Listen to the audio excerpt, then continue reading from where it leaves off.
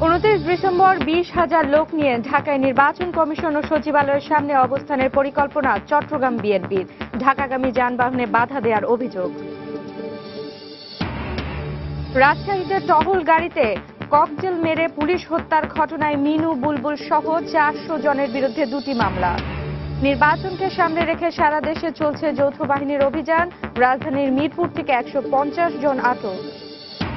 এবং আওয়ামী লীগের নির্বাচনী ইশতেহার ঘোষণা হচ্ছে কাল, তবে এতে সাধারণ মানুষের আগ্রহ নেই মনে করছেন রাজনৈতিক বিশ্লেষকরা।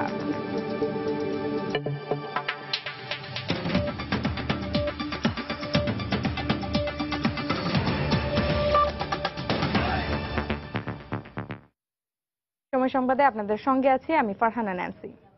বিএনপির 29 ডিসেম্বরের কর্মসূচিতে ঢাকায় নির্বাচন কমিশন এবং সচিবালয়ের সামনে স্থায়ী অবস্থানে থাকবে চট্টগ্রামের নেতাকর্মীরা। সে অনুযায়ী এখান থেকে অন্তত 20,000 লোক সংগ্রহ করা হচ্ছে। কেন্দ্র থেকে এ ধরনের সিদ্ধান্ত নেওয়া হয়েছে বলে জানিয়েছেন নেতারা। এদিকে এই কর্মসূচি প্রতিহত করার জন্য চট্টগ্রাম থেকে ঢাকাগামী যানবাহনে বাধা দেওয়া হচ্ছে বলে বিএনপির পক্ষ থেকে অভিযোগ করা হয়েছে। বিস্তারিত জানাচ্ছেন কমল দে।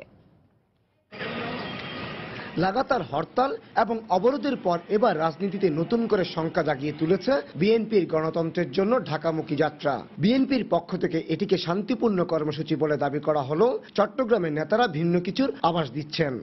চট্টগ্রামবাসী সবসময় আন্দোলন সংগ্রামে সর্বাগ্রে থাকে।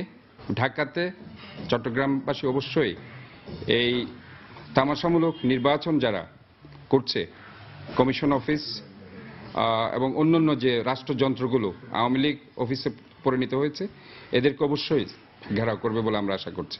মামলার কারণে আত্মগোপনে থাকা এই নেতা দাবি করছেন ঢাকামুখী যাত্রায় সরকারের পক্ষ থেকে নানাভাবে বাধার সৃষ্টি করা হচ্ছে।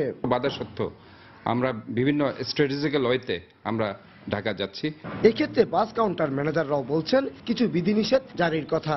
গ্রুপ প্যাসেঞ্জার থাকলে আইন শৃঙ্খলা বাহিনীকে একটু ইনফর্ম করতে বলছে। পুলিশ ইনফর্ম করে কিছু কোনো অপ্রীতিকর কোনো কিছু সংকেত পেলে ওদেরকে ইনফর্ম করে দেব। এদিকে ঢাকার এই কর্মসূচিকে কেন্দ্র করে নগরীতে অপ্রীতিকর ঘটনা এড়াতে পুলিশের পক্ষ থেকে নেওয়া হয়েছে বিশেষ ব্যবস্থা। যারা মামলার আসামি আছেন, যারা বিভিন্ন জায়গায় যে বোম ফুটান, এইসব লোক যাতে আমাদের ওই দিন কোনো ঘটনা না ঘটাতে পারে বা ওই দিন বা তার আগে বা পরে, সেজন্য আমাদের যে সকল নিরাপত্তা ব্যবস্থা নেওয়ার দরকার সেই